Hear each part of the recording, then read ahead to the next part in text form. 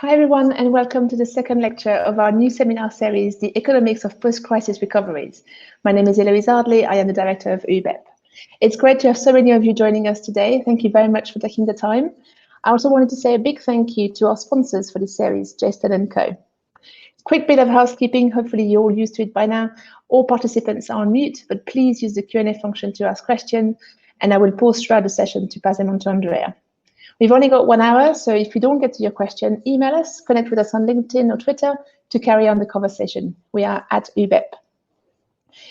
Today, we're going to talk about monetary policy and the response of central banks during COVID. So I am delighted to introduce Andrea Ferrero, Professor of Economics here in Oxford and a Levine Fellow in Economics at Trinity College in Oxford, where he teaches undergraduate and graduate macroeconomics. Before joining Oxford in 2013, Andrea spent 7 years in the research department at the Federal Reserve Bank of New York. He is currently an academic consultant for the Bank of England, and he was a consultant for the Norges Bank between 2014 and 2016. So a lot of expertise on central banks. His research interests are in the areas of monetary economics and international macroeconomics. Among other topics, he has worked on policy options in the currency union, the determinants and implications of global imbalances, and the macroeconomic impact of the Fed and conventional policies. His research has been published widely in many journals. So we are thrilled to have you, Andrea. Thank you very much for taking the lead on today's session, and I'll hand over to you. Thank you very much, Eloise. Welcome, everybody. Really happy to be here and talk about monetary policy during the COVID crisis and beyond. I would like to really thank people at OUBEP for inviting me and for setting everything up very smoothly. So let me start, just putting things a little bit in context. Everybody, I guess, pretty much knows that the pandemic we're still living through has caused big economic troubles. In fact, the world has been in a recession in 2020, and advanced economies have been hit particularly hard. So this chart, which is from the IMF, gives a little bit of a summary of the situation in 2020. You see that wood output declined by 3.5%, and advanced economy saw a decline of almost 5 percentage points. The outcome for 2020 is maybe a little bit better than it was expected kind of midway through the year. Although with recent event, there's a question whether the forecast for 2021 will actually be perhaps slightly lower than currently in this chart. So bottom line, we're living through very difficult times, and in fact, uncertainty it's at record high levels. So in this chart, we see one measure of uncertainty from financial markets, which is the VIX, that measures basically returns volatility from the stock market. And you can see that here in 2020, we are at levels that are as high or possibly slightly higher than what we experienced during the financial crisis in 2008, 2009. So financial markets definitely see a lot of uncertainty, and as probably many of you also know, this uncertainty is also reflected among businesses. Here I have an examples both from the United States and the United Kingdom, where business participants were asked about uncertainty on their sales. And you see that at the beginning of 2020, so this survey was run at the beginning of last year in March, uncertainty really spiked in both countries. And just to give you an update on this measure or something related to this, here is some data from just the UK, where some researchers have asked business participants about their views on uncertainty and what is the most important source of uncertainty.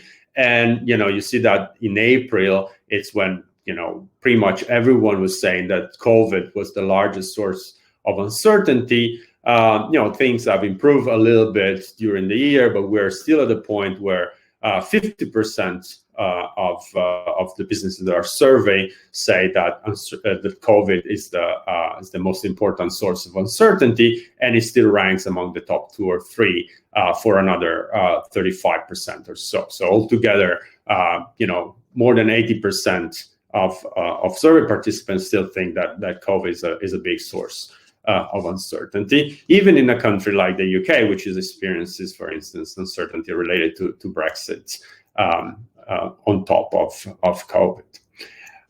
So just to review this data a little bit and put it in context again, COVID created a large economic crisis, and uncertainty spiked at extremely high level.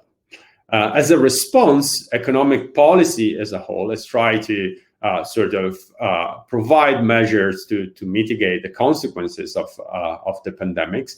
But some of these measures have actually contributed to aggravate the crisis. So, for example, lockdowns, of course, have limited, although necessary, have limited the ability of the economy to withstand the initial shock. And in practice, obviously, there have been a wide array of interventions, and it would take quite a long time to cover them all. So also, given my expertise, what I'm going to do here is that I'm going to focus on monetary policy measures. And in particular, I'm going to divide my presentation into 2 parts. In the first part, I'm going to talk really about what central banks have been doing. So I'm going to review the actions that central banks have taken during this period. Think a little bit about the rationale, so how we can interpret these measures using a very, very simple framework to organize ideas. And I'm also going to spend a little bit of time comparing the responses that have been put in place during this crisis with what central banks did during the 2008 financial crisis, to gain a little bit of perspective of differences and similarities. And then in the second part of the talk, I'm going to spend a little bit of time thinking about what the Fed has recently announced in terms of changes in its monetary policy framework. So I'm going to try to talk about what that means and what the rationale for doing it was, and what we should expect going forward. And I'm going to finish off leaving some open questions that could be as the starting point of the discussion later. So please send your questions to Eloise through the chat function at any point.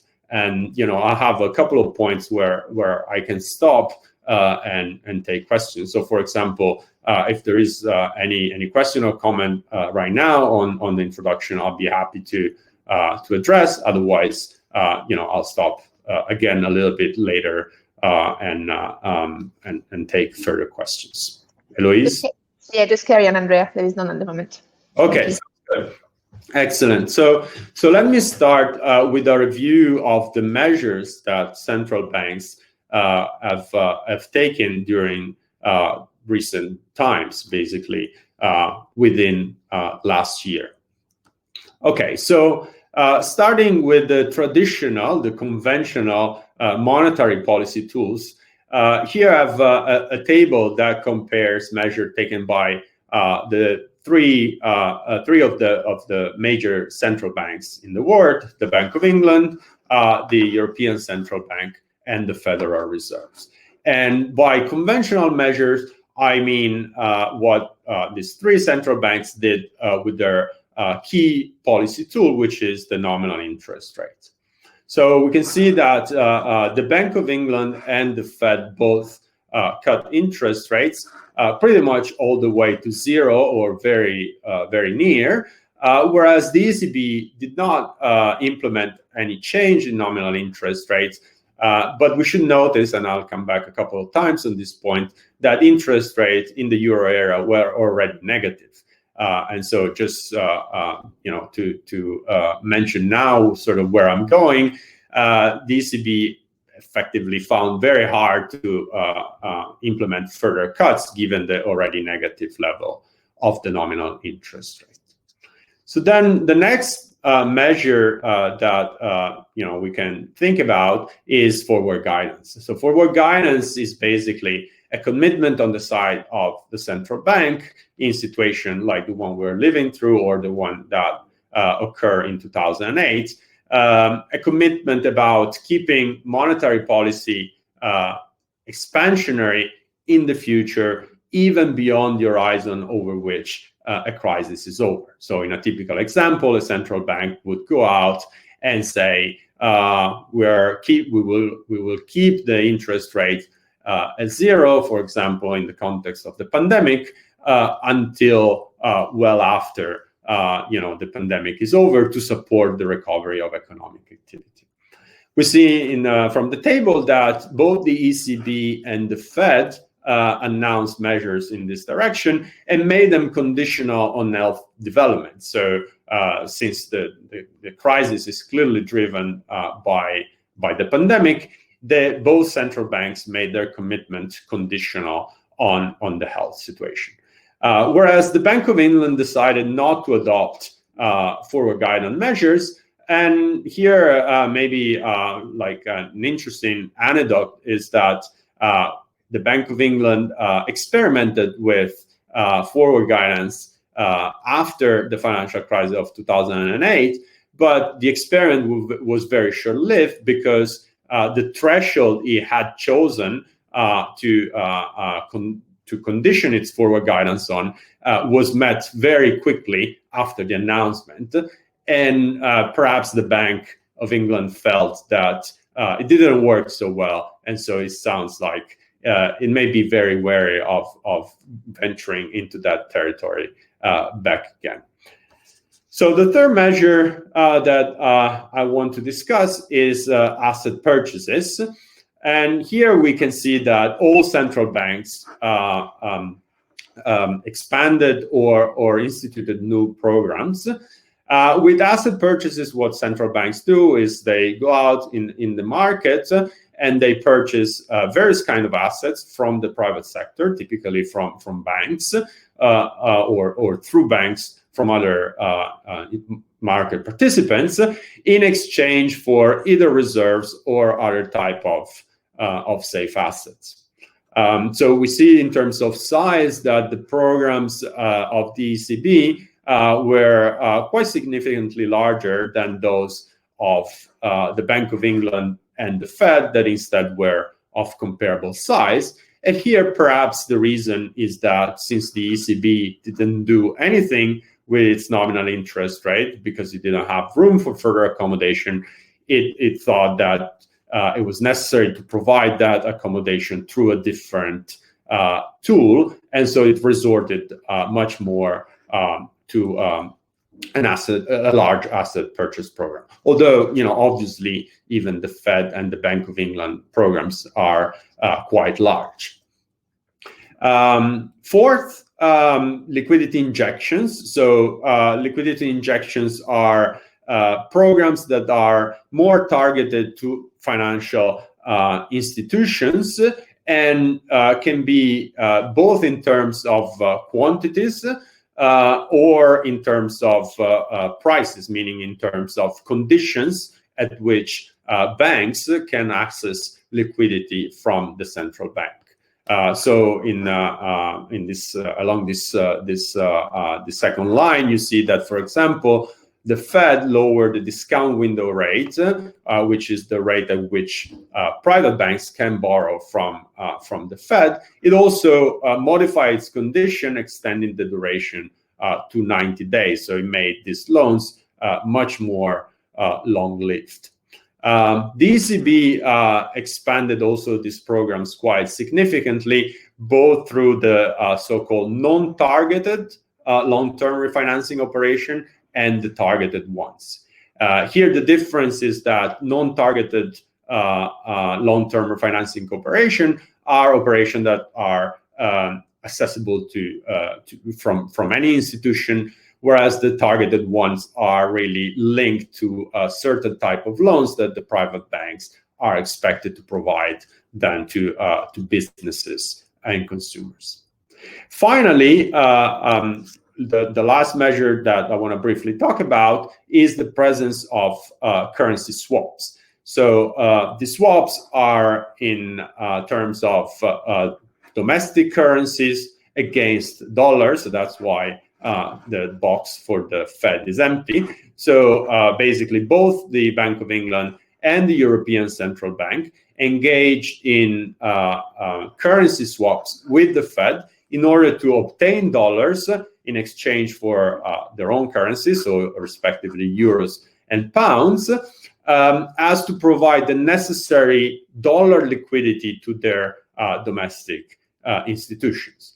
In a world that is heavily globalized from a financial perspective, and where a lot of these financial transactions occur in dollars, this type of intervention, this type of currency swaps, provide the necessary liquidity in the correct denomination that facilitates, financial market to continue work smoothly in situation where instead for the individual institution, it may be hard to have access to dollar liquidity unless, this institution are prepared to pay a higher price.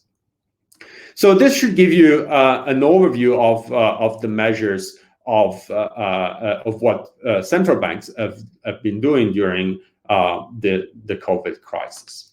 So the next question that I want to address is, how do we think about these measures? And here I'm going to resort to a very, very simple framework to kind of organize ideas that is along the lines of what, for example, often Paul Krugman uses in his blog. So this is the kind of framework that we often use, to teach the first course in macroeconomics to our students, and is one in which aggregate demand, which is the yellow line here, links short-run output, so the deviation of output from its long-run trend, to the interest rate. And this relationship is negative because it captures the idea that when interest rates are high, it's expensive for both firms and consumer to obtain loans, and so economic activity may be relatively low. Whereas conversely, when interest rates are low, loans are cheaper, or the opportunity cost of funding is lower, and hence, economic activity can be stronger. In this framework, the central bank controls the interest rate, so that's kind of the green line, and so the central bank can decide at which level it wants to set the interest rate. And the intersections of these two lines gives us the equilibrium, and here is drawn at the point where short-run output is equal to 0, meaning that output is exactly at its desired level. Okay, so that's basically the framework that we're using, and it's a framework that, although it's very simple, it does capture the idea that in practice central banks do control the interest rate. So, for example, in the UK, the Bank of England sets the bank rate. In the US, the Federal Reserve targets the federal funds rate. So, pretty much all central banks around the world really set monetary policy in terms of interest rate, and that affects economic activity. So how do we think about the COVID shock in this world? Well, it's quite clear that the COVID crisis had quite significant effect through aggregate demand. And the mechanism were multiple. So a lot of people unfortunately lost their job, and so their income have fallen. Lockdowns have diminished economic activity, and there's quite a bit of evidence that people have engaged in precautionary or possibly forced savings, thus reducing spending and increasing savings. So all these forces are kind of a negative demand shock. So in our framework, this negative demand shock correspond to our aggregate demand curve shifting to the left.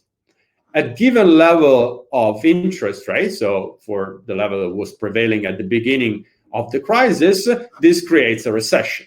Okay, so the demand curve shifts to the left, and output fall below its potential level. So we have a negative output gap.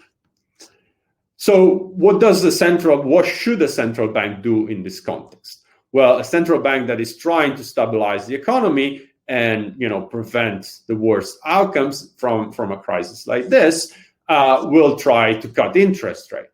And so in this graph, the central bank reduces the interest rate from the initial level to this level represented by the dashed line, and in fact, in this example, is able to restore output at its potential level. Okay, so in this world, output and inflation, in fact, following demand shocks, move in the same direction. And we have quite a bit of evidence that that's the case. So here I have the inflation rate for the UK, and in the red dot here is the March 2020 data release. And you see that right after, in April, we see a quite significant drop. Okay, so it is true that there was already before somewhat of a drop, although it's less clear what would have happened in the absence of the COVID shock, because we had seen also a rebound. We were relatively close to the 2% target that the Bank of England is aiming for. And at the time of the crisis, then we see this very large shock, and after, inflation remains subdued, well below 1%. So in many respects, in this type of events, where output and inflation move in the same direction, measures that the central bank takes that stabilize output also address low inflation. The key relationship that underlines this idea is the so-called Phillips curve, which links output gaps to inflation and is often expressed in terms of unemployment, but this way of rewriting is completely equivalent. Now, one caveat is that recently inflation seems to have become less sensitive to real economic activity measures. And so full stabilization of output or unemployment may actually not be completely sufficient to bring inflation back to target, possibly due to expectation components. But leaving that aside for a minute, what I wanted to say is that in this world, responding to a shock like COVID is relatively straightforward for central banks, in the sense that they would just cut the interest rate and potentially be able to restore the economy back on track. So then the question is, going back to the table that I showed you earlier, why did central bank did so much more? And the answer is that, if you remember the first measure we talked about, the level of the interest rate, nominal interest rates were already very close to zero. In fact, in the euro area, they were already negative. And even the Bank of England and the Fed, that were able to cut interest rate, only could cut by an amount that quickly brought both central banks' official interest rate quite close to zero. And when the interest rate becomes close to zero or becomes slightly negative, then it's very likely that further interest rate cuts could become ineffective.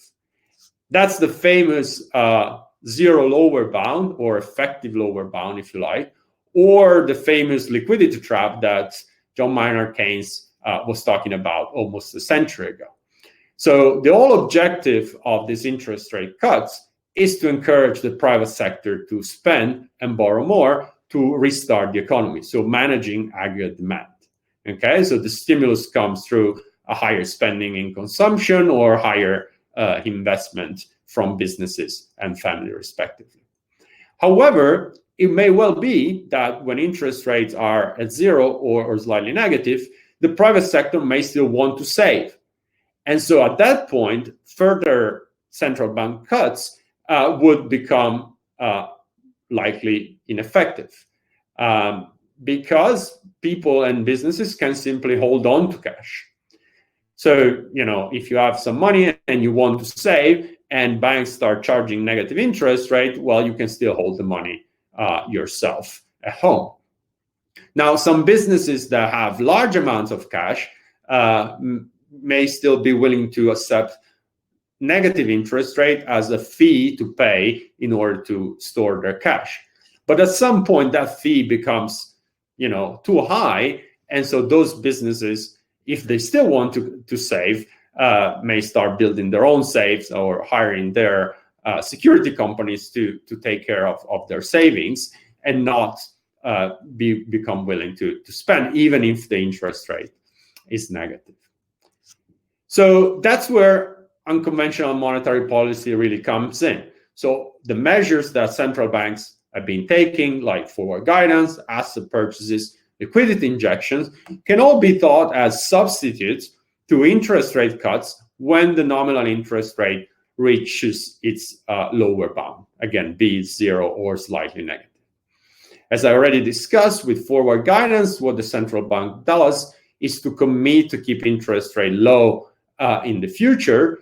And the idea here is that these expectations of future interest rate at very low level should feed back into today's decision. So if I understand that borrowing today, it's very convenient, it should stimulate activity even when the official interest rate, the current interest rate, is low, because that promise of keeping interest rates low in the future is going to feature into long-term interest rate, which matter for decisions like mortgages or like getting a loan from a bank or issuing a bond for a corporation. Now, clearly, this requires a lot of credibility on the central bank, because this is just a commitment that central bank do in words. And so this promise needs to be believed by the private sector. And so I'm going to come back to this in the second part of my talk. With asset purchases, central banks are trying to achieve the same objective, so affect long-term interest rate, but through a different mechanism.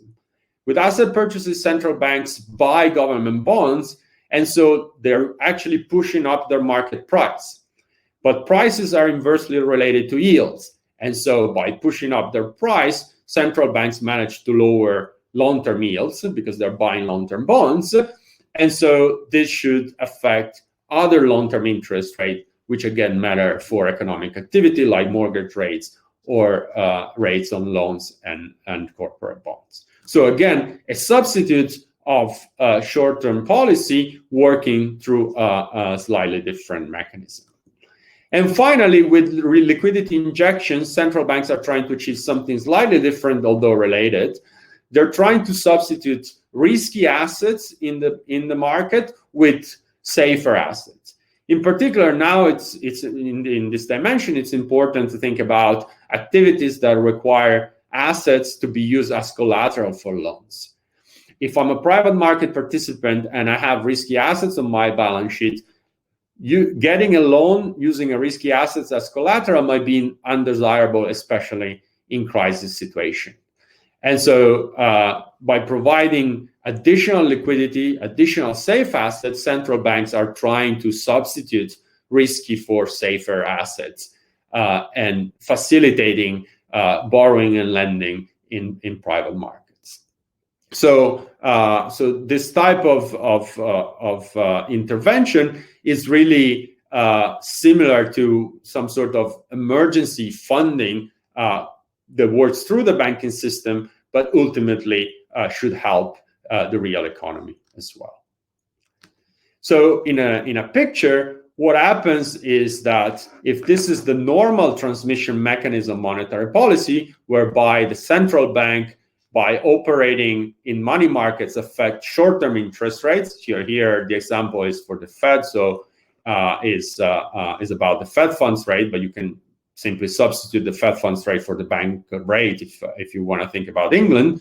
Then by affecting the short-term rates through financial intermediation, monetary policy affects short-term rates And through the term structure of interest rates, it affects long-term rates, which in turn matter for mortgage rates, for corporate and consumer rates. In a crisis, this transmission is impaired. It doesn't work. There is a broken link due to the fact that further interest rate cuts do not give the necessary stimulus, in part because the financial system becomes extremely risk averse, really wants liquid assets, in part because further interest rate cuts are ineffective at stimulating lending. And so what central banks try to do is to bypass this broken link and affect directly long-term interest rates, which in turn should contribute to restore and jumpstart lending to the private sector. So let's just think about for a second, before concluding this part, how this intervention compare with what we saw during the 2008 crisis. If you think about it, at the end of the day, the set of measures that were put in place in 2008 were largely similar to what we've seen during the COVID crisis. The main difference was really the sequencing. In 2008, the unconventional monetary policy that central banks are using now started much later. And in fact, programs like quantitative easing and forward guidance started well after the period of highest market turmoil ended, like in 2010 and onwards. In 2020, pretty much all measures were deployed at the same time. And the most likely reason is because of the interest rate level at the beginning of the crisis. So just to go back to the previous point and give you a sense of what we're talking about, this chart shows you the federal funds rate for the US, and the two red circles here highlight the period of the financial crisis of 2008 and the COVID crisis. You see that entering the financial crisis of 2008, the nominal interest rate was well above 5%. And so the Fed had 500 basis points, 5 percentage points of room to be able to cut interest rate. So when we move on to the COVID crisis, that room to provide monetary policy accommodation through the nominal interest rate is much more compressed, because the nominal interest rate is actually at well below 2%. And so there is basically a quarter of the policy space that was present in 2008. And so all central banks had similar, and possibly even more compressed policy space. And so they resorted to unconventional monetary policy much more quickly. So this sort of takes us to the end of this part. We've seen that central banks have deployed all their tools during the COVID crisis, interest rate cuts, but also quite widespread use of unconventional monetary policies in terms of forward guidance, in terms of asset purchases, and in terms of liquidity injections. The common objective of all these measures is actually to support economic activity and keep inflation close to its target. The key challenge that central banks face in this period is that there wasn't much room to provide conventional monetary policy accommodation through nominal interest rates. Now, there's also, ongoing debate on the overall effectiveness of unconventional tools, although I don't think that really prevented central banks from using them quite actively. And so the overall question for monetary policy is actually whether central banks are running out of ammunition. Now, the answer to that question could be, yes, that's true. And so we should resort to other policies. And for example, the more active use of fiscal policy would point in that direction. That's material for a different lecture, unfortunately, that I don't have really the time to do here. What I'm going to take out of this question, however, is a link to what the Fed has done in recent months, basically announced in the summer of last year, in terms of changing its monetary policy framework, in order to deal better with future crises. So that's what I'm going to talk about in the second part. But before I start, let me check if there's any question. Yeah, there's a few. Thank you, Andrea. And on fiscal policy, I think you mentioned it, but we have the next lecture next month with Martin Ellison, so stay tuned for that one. So the first question on uncertainty, we know it's high, but it's not that much higher than in 2008. The drop in economic activity is, however, much larger now than in the Great Recession. So should we really think that we are less uncertain now, in a way we know what's happening? It's the lockdown, it's the health, the health and the pandemic crisis. Or does this suggest that we're possibly not measuring uncertainty in the right way? What do you think? Yeah, I think it's a great question. I think it's true that the uncertainty that we measure in financial markets is comparable. I mean, it's hard to say on the business service because I don't think we had very good service on uncertainty back in 2008. We have some now that are the ones that I show you. So that on that side, it's hard to compare. I think the point is that we know that in 2008 the crisis originated in the financial sector. The current crisis is much less financial in nature, is much more real, is really originating from the fact that we have these lockdowns, economic activity in certain sectors has come to a full stop, and that may actually have spilled over to many other sectors, and so that's why we have such a large recession. So I mean, the point was more to compare the level of uncertainty, pointing out that although the crisis is different in nature, market participants, both in the financial sector and in the corporate sector, see and are facing these very high levels of uncertainty. One thing that I didn't say, but that is very important, is that uncertainty contributes to exacerbate any precautionary saving and option to wait for investing mechanism that may already be present due to the direct effect of the shock. So consumers may want to wait before buying a new car or buying a new house. It's basically impossible to go out and see a house. So many people might not be too happy about moving right now. Most likely businesses will want to wait and see what happens before committing to a large investment. And so this kind of uncertainty, I think, is very real, and it affects both the corporate and the housing sector. And that's what we're observing at the moment. Thanks, Andrea. There's one question from Pratik, who's also been commenting and answering other questions. So thank you for exchanging within the Q&A panel. That's great. Thank you very much. What were the different fiscal policy measures taken by the countries that these banks belong to, so the US, the UK, and were they in conjunction with the accommodating expansionary monetary policy stance of these banks?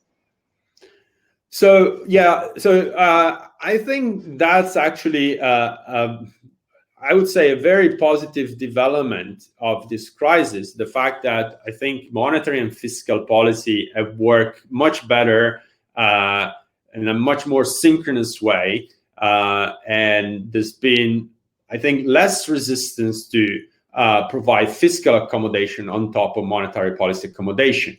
I mean, without being inside the rooms where decisions are taken, it's hard to say whether that's the result of explicit acknowledgement that monetary policy was severely impaired in this crisis in terms of how much accommodation it could provide, and so fiscal policy had to be more active, or it comes from the recognition that possibly in response to the financial crisis of 2008, there were mistakes in terms of not being aggressive enough with fiscal policy. And so the recognition of those mistakes implies that fiscal policy is more expansionary now. That's, I think, a little bit hard to tell apart. But what we see is certainly more fiscal activism, which, again, given the situation we're facing, I take as a very positive signal.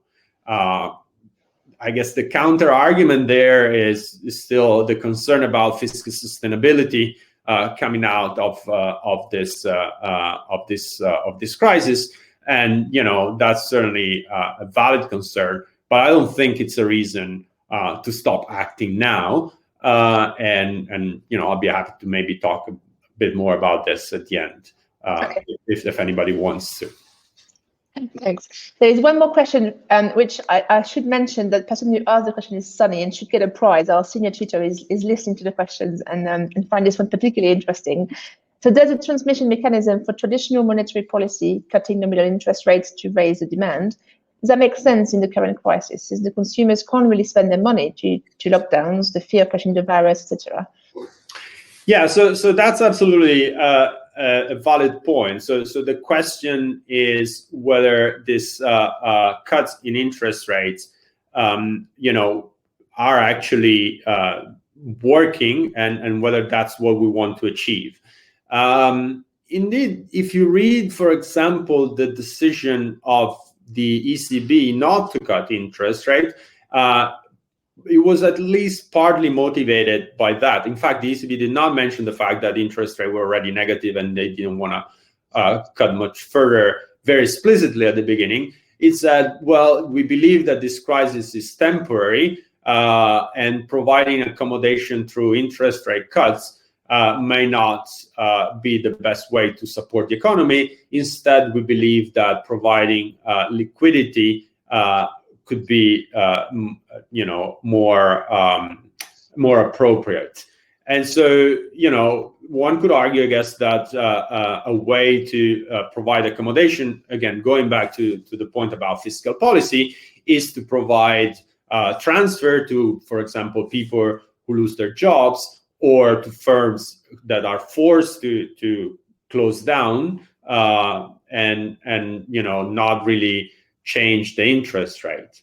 I think that there may be also a precautionary element in interest rate cuts. So do whatever it's in the central bank's possibilities to provide a cheaper finance, because there may be still firms who want to undertake some investment. There may be also firms that want to, for example, roll over their existing loans.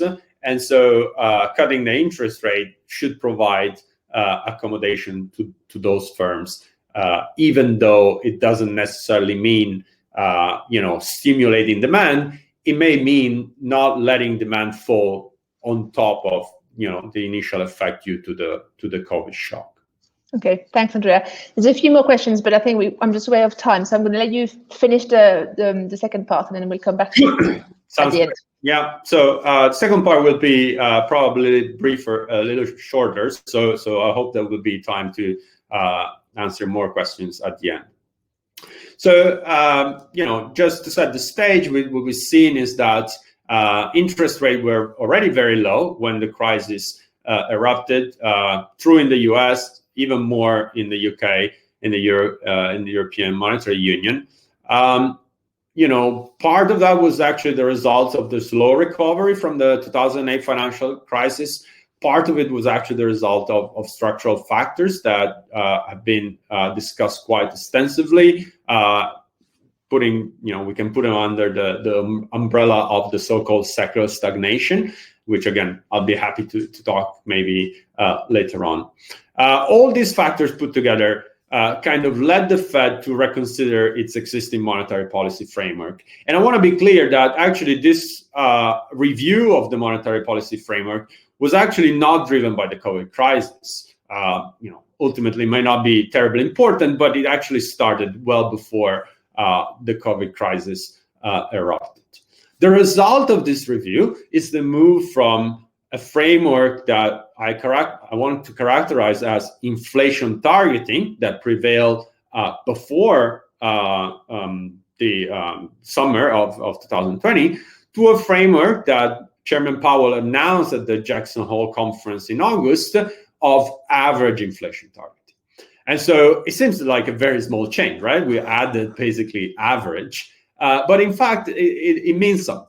And so that's what I want to talk about it. And I want to talk about what this average inflation targeting framework means, how it works, and what are potential benefits and drawbacks from it.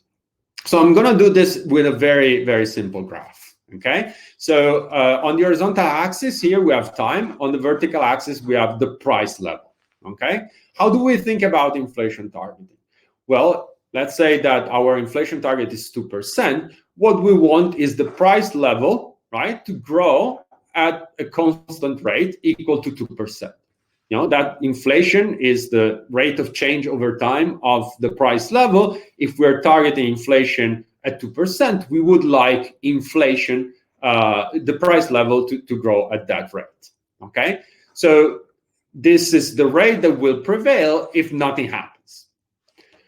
Okay, so now let's think about a negative shock. It could be the financial crisis, it could be the COVID crisis. We've seen that in both cases, inflation falls. Okay, and so this is the time it occurs. It could be 2008, it could be 2020. We have a negative shock.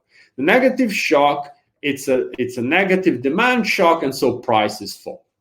And then the question is, what happens under these different frameworks? So let's start with inflation targeting.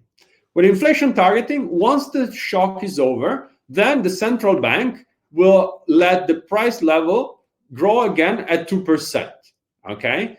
It will, from this point onward, if nothing happens again, then we will see prices growing at 2%. Notice, however, that the price level will not return to the trend that was prevailing before. So the shock has actually a permanent effect on the price level, but not on inflation. Inflation is again at 2%. Okay, these two lines are parallel, so the growth rate of the price level is the same. There's been a negative shock that has occurred, and once it's over, then we go back to our 2% inflation target. I'm making my life extremely simple here. I'm assuming that other than this shock, the central bank is able to hit the target perfectly in every period. In practice, it may not be that easy, but this is just for illustrative purposes. Now, let me talk briefly about an intermediate framework, which I'm going to call price level targeting. So with price level targeting, what the central bank is doing is saying, this is the trend where I would like my price level to be,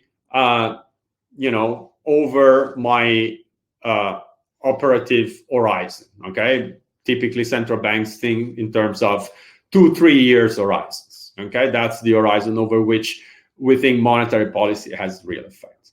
So under a price level targeting framework, once the shock occurs, what the central banks would like to do is to bring the price level back to the original trend that it was growing before the shock occurred.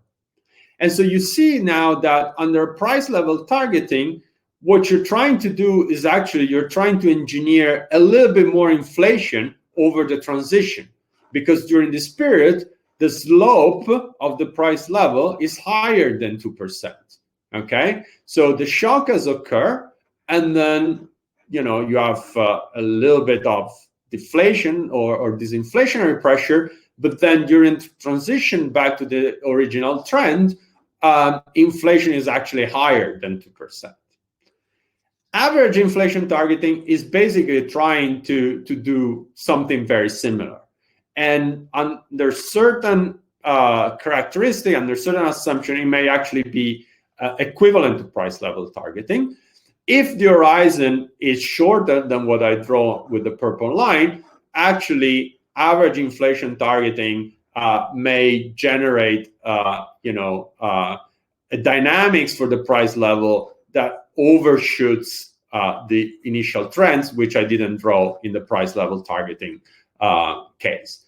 But in some sense, these are kind of small details that don't matter all too much about the ultimate point. The key difference is that while under an inflation targeting framework, once the shock is over, we return to 2% targeting. Under an average inflation targeting or a price level targeting strategy, we're going to make up for that difference, and we're going to allow inflation to be above target. You see that here. Why it's average inflation targeting? Well, because during this period, inflation has been below 2%. And so we want, on average, inflation to 2%, which means that for some period, inflation has to be above 2%. Okay? That's the notion of average inflation targeting. So what is the benefit of switching from just a pure inflation targeting framework to an average inflation targeting framework?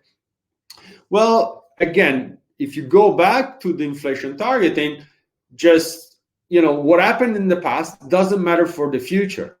Often inflation targeting framework are described in terms of bygones are bygones, okay? The past doesn't really matter. Under an average inflation targeting framework, the central bank aims for the target over a given horizon, over a given period. So if inflation has been at 1% this year, the public should expect higher than 2% next year. So let's say 3% if my horizon is 2 years, okay? So you see that now bygones are no longer bygones, and in fact, the period over which inflation has been below target determines the period over which people should expect inflation to be above target. And that's why it's sometimes called a make-up strategy. So the benefit, it's really that when a negative shock occurs, average inflation targeting already embeds promises of expansionary policy in the future, and hence it should avoid excessive reliance on forward guidance, which, according to some views, may actually suffer from problems of credibility.